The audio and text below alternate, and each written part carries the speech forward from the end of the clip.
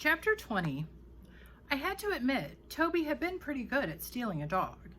He had thought of stuff like food and all. He had found the string leash, and best of all, he hadn't goofed up and told Mama what we had done.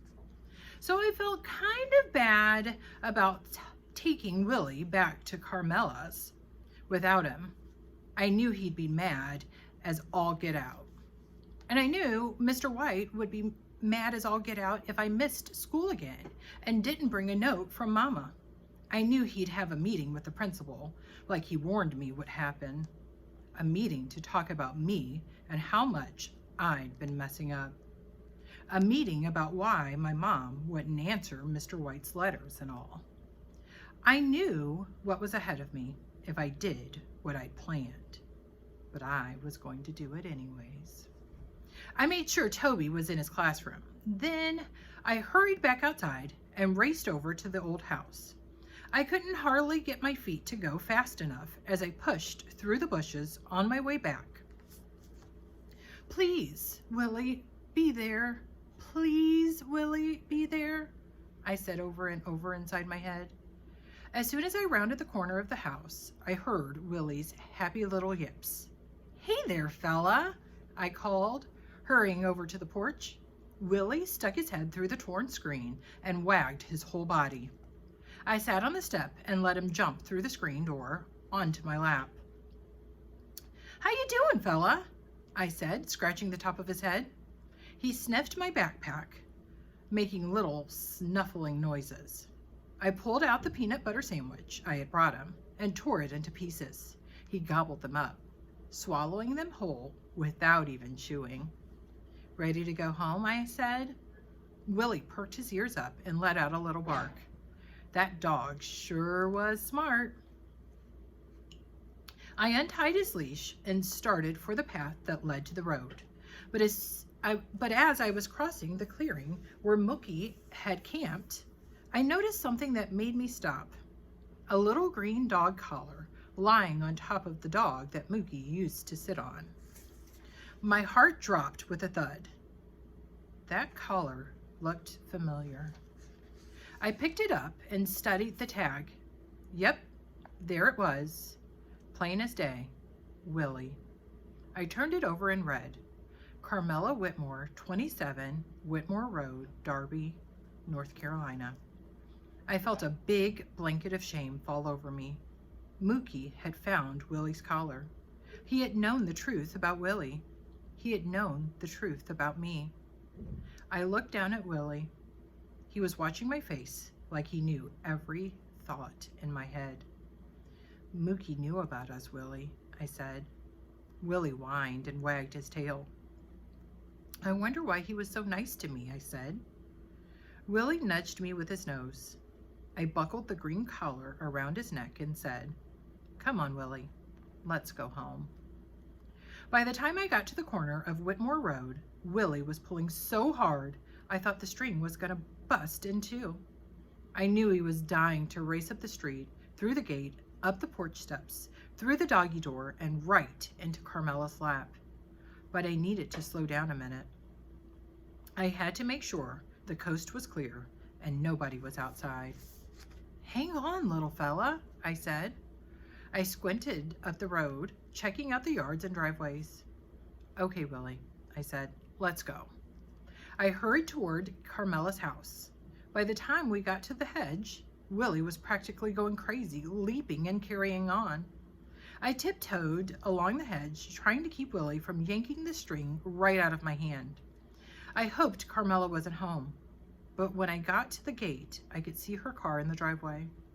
I untied the string from Willie's collar. Then I took his whiskery face in both my hands and rubbed my nose back and forth against his. An Eskimo kiss. I lifted the latch and opened the gate. Then I let go of Willie's collar and watched him dash across the yard and up the steps, then disappear through the doggy door and into the house. I turned and hurried back up the road. But the farther I got from Carmela's house, the heavier my feet felt. By the time I got to the corner, they felt like cement bricks, slowing me down until I couldn't finish another step. What's wrong with you, Georgina? I said to myself. Don't stop now. Get on out of here before somebody sees you.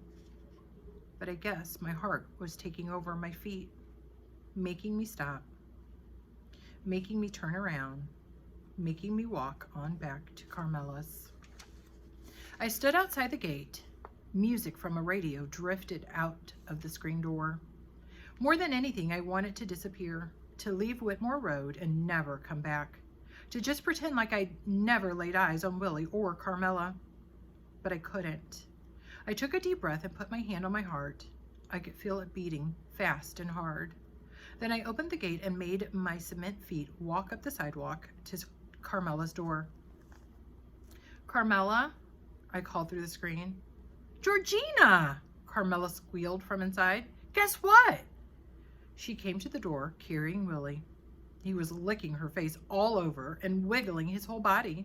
Willie's home, Carmela said. Tears were streaming down her face, and she looked about as happy as a person could be. He just came running right through the doggy door and into the kitchen, like he'd never been gone. She kissed Willie's nose. Can you believe that? She said. No, I said.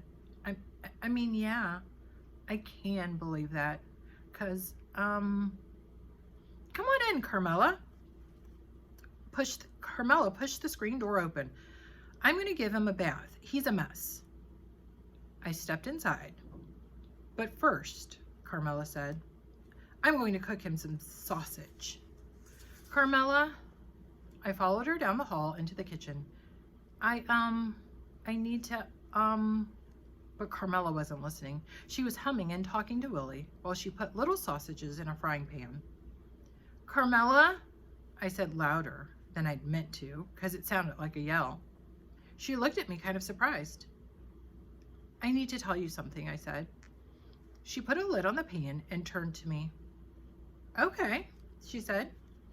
I looked down at the dirty linoleum floor. Willie had left little muddy paw prints in front of the stove where Carmela was standing. I stole Willie, I said to the floor. A terrible silence settled over the room. I could hear Carmela's wheezy breathing, in and out, in and out. Finally, she said, What do you mean? I looked up. She was standing by the stove, holding a fork. Her face was white, making her freckles stand out like sprinkles of cinnamon. Willie sat on the floor beside her, watching her, waiting for that sausage. I mean, I stole Willie, I said. I took him right out of your yard. Carmela gripped the edge of the counter for a minute, then pulled out a chair and sank into it. But why? She said. And then I did the hardest thing I've ever done. I told Carmela everything.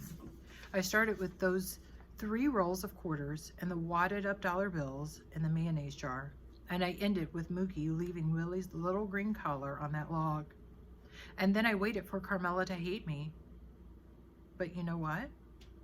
She reached out and took my hand in hers and didn't sound at all hateful when she said, I guess bad times can make a person do bad things, huh?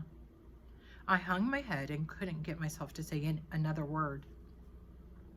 You did a real bad thing, Georgina, Carmela said. I nodded, keeping my head down so my hair would hide my face. Tears dropped right off the end of my nose and onto the floor. The room was silent except for the sizzle of the sausage on the stove and the tick, tick, tick of the clock over the refrigerator. Carmela pushed herself up off of the chair and went over to the stove. She took the sausages out of the pan and cut them into pieces. Willie whined at her feet. Tick, tick, tick went the clock. I'm sorry, I said. Tick, tick, tick went that clock. Carmela dropped the sausages into Willie's bowl. He gobbled them up and then kept licking the bowl, making it slide across the floor. I guess I better go, I said, but I didn't move. I stayed there with my heavy cement feet planted firmly on the cracked linoleum of Carmela's kitchen floor, waiting for her to make me feel better, but she didn't. So I moved my heavy feet one in front of the other, down the hall, through the front door, and out onto the porch. I was almost to the gate when Carmela called, "Georgina?" I stopped and turned around. She stood on the porch, holding Willie. His tail wagged, that, against her leg. "Why don't you and Toby come by tomorrow?" she said. "Y'all could take Willie for a walk." I felt my whole self get lighter, as if that heavy blanket of shame I'd been wearing had been lifted right off of me. I nodded. "Okay," I said, "we will." Then I hurried out of the gate and up the road. I couldn't wait to tell Toby what I'd done. I knew he wouldn't be mad when I told him how happy Willie was and how Carmela didn't hate us. I let him hold the leash when we walked Willie tomorrow, and he wouldn't think I was mean anymore. When I got to the corner of Whitmore Road, I stopped and looked back. Carmela was still standing on the porch, holding Willie like she wasn't ever going to put him down. She waved at me. I waved back. Then, just as I was about to turn and head back toward the highway, I glanced down and noticed my footprints in the dirt along the side of the road. I smiled, thinking about Mookie and his motto, about the trail you leave behind being more important than the path ahead. Then I turned and raced off toward school to wait for Toby.